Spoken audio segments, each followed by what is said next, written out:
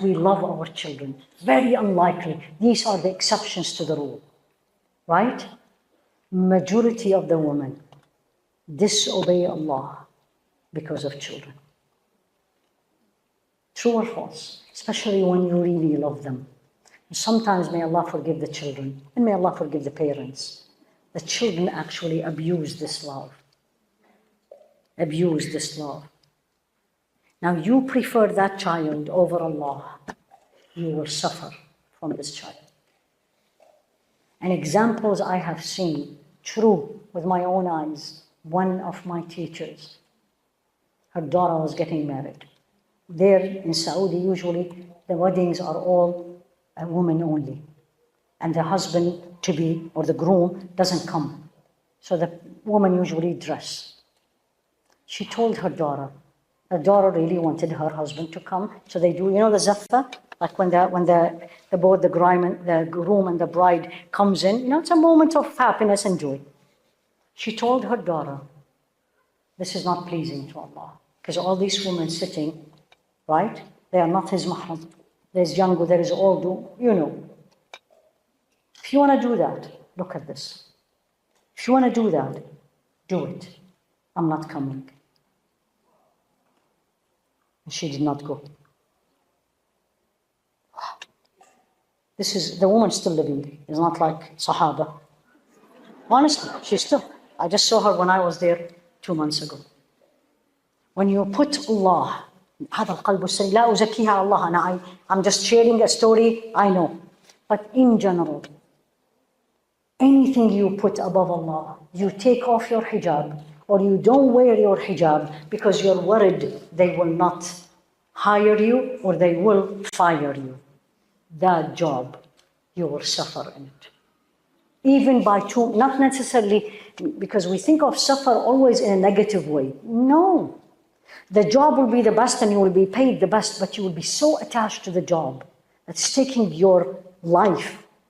That's torture. Versus if I said, you know what? I'm coming with hijab. You want to fire me? Fire me, because the rizq has come from Allah. Done. And if they fired you, said Allah subhanahu wa ta'ala, put my rizq somewhere else. So al-qalb al-salim, the true heart, is the heart that is dependent fully, completely on Allah subhanahu wa ta'ala.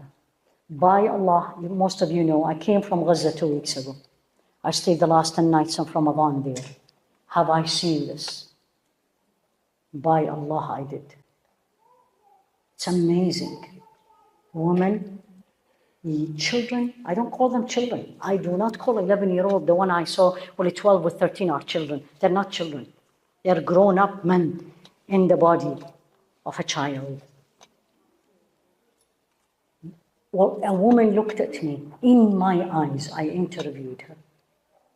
And she said, I never lived for this dunya. She had a whole life in the north.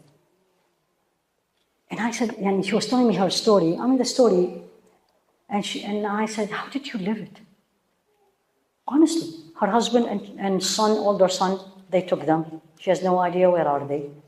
And then she walked 10 kilos from the north down to the middle with no food, with an 11-year-old boy with her, and all the soldiers, all the way. She said, they are up, and we're walking next to the sea, and they're all up with no shoes. And this was cold. This was in December.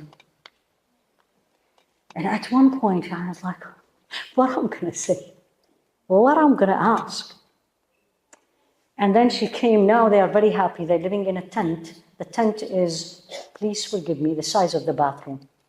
Average bathroom of this country. I'm not talking about big bathrooms.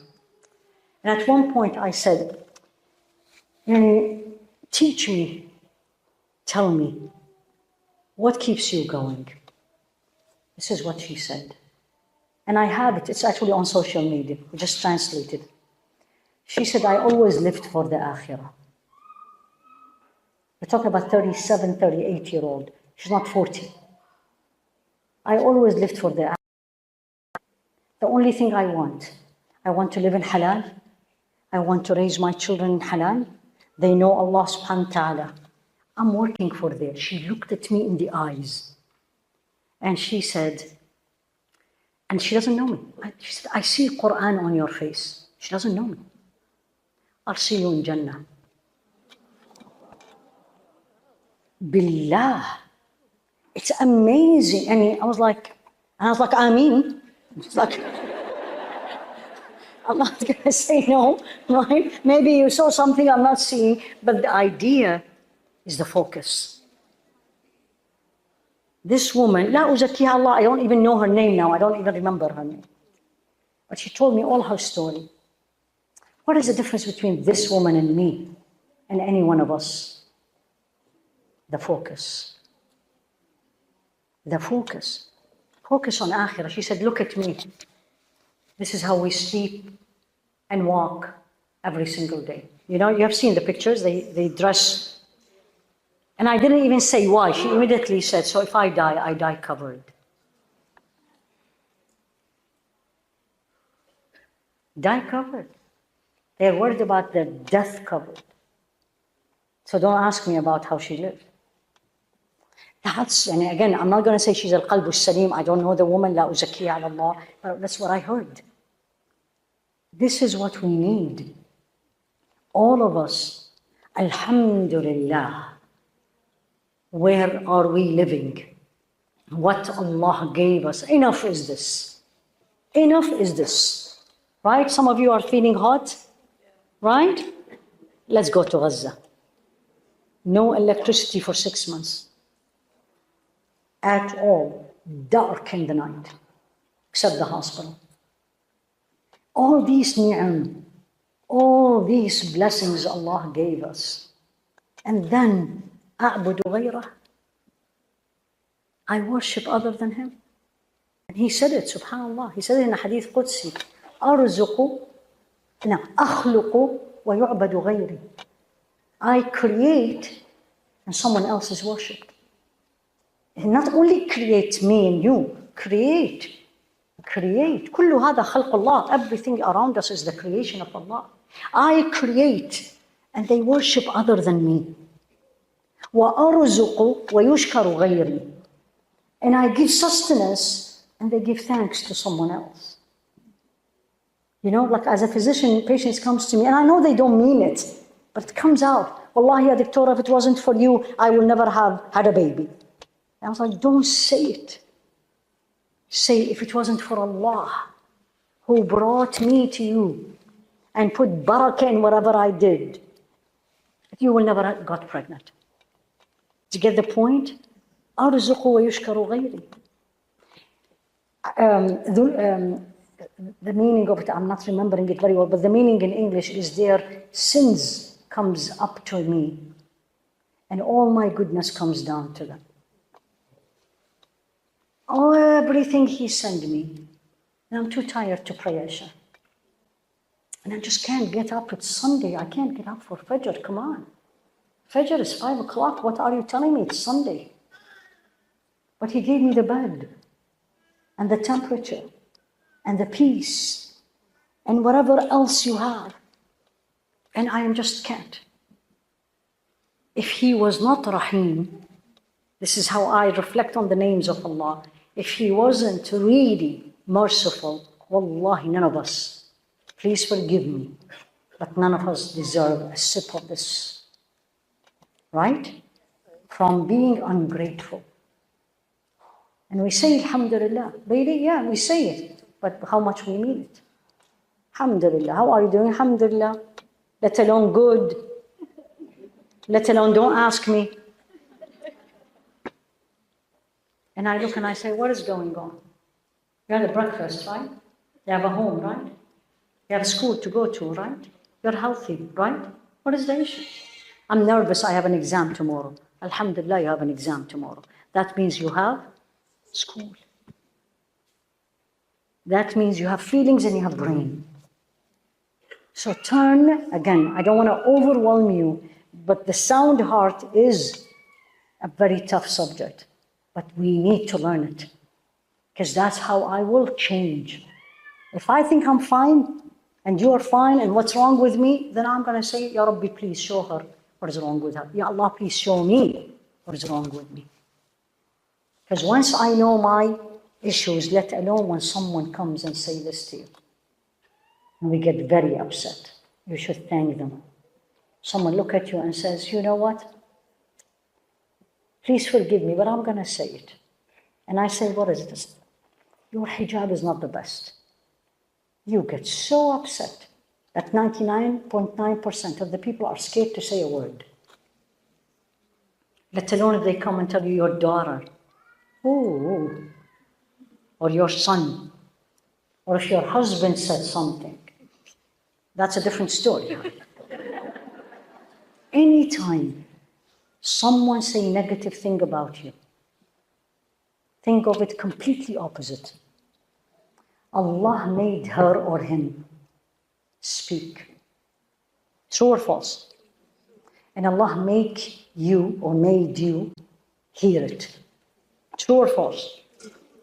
The next question, what do you want me to do? Now your qalb is salim. You didn't see the person.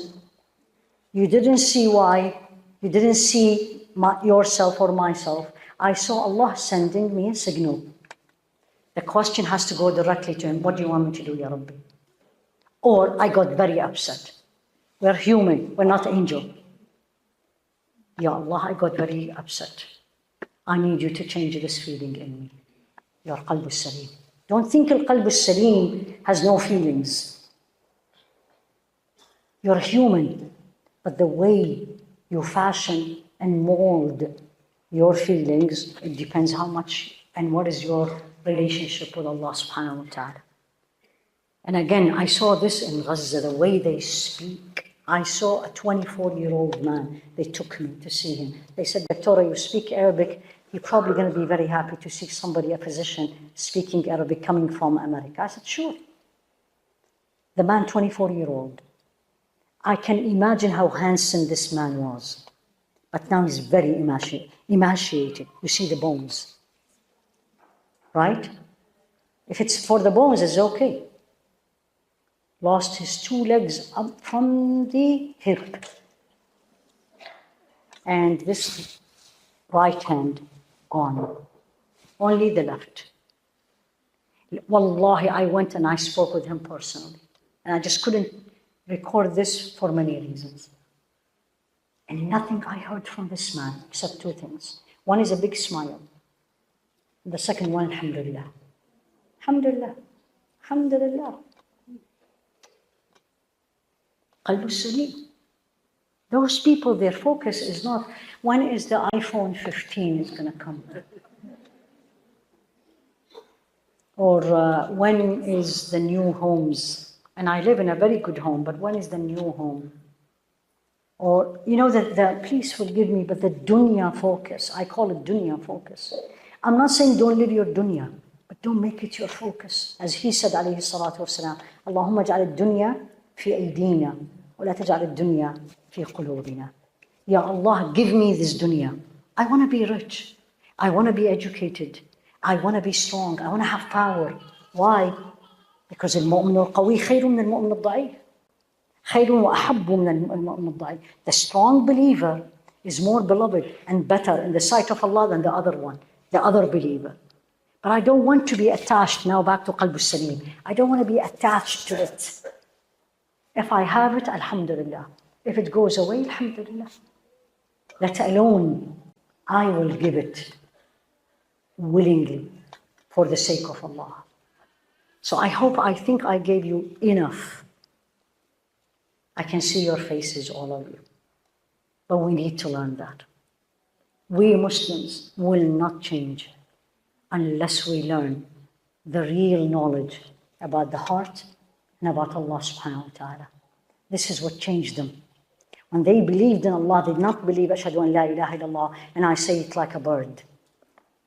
They practiced, I bear witness. There is no God but Allah. I bear witness, nothing in my heart but Allah. And every action, you read the seerah, many of you have listened to it or read it or studied it. You see it in their actions. In their actions, Allah is number one. Allah is number one. It's painful to live this way, to be very honest with you, especially in the beginning, because you're going to be one between 1,000. You're going to be the abnorm. You're going to be the people who will point, oh, she's crazy. Oh, look what she's doing. You know what? I am so happy to be crazy in this dunya than being crazy there. I am so happy to be 1% here than being the 1% at the last person to enter Jannah. It's all perspective, and it's all the way you look at things and think. And may Allah subhanahu wa ta'ala make this dua. Allahumma tahhir qalbi mimma siwak. Ya Allah, purify my heart from anything but you. Now you understood this dua. Meaning, I have everything in me. I have it, but it's not in my heart. They're not living in my heart. My heart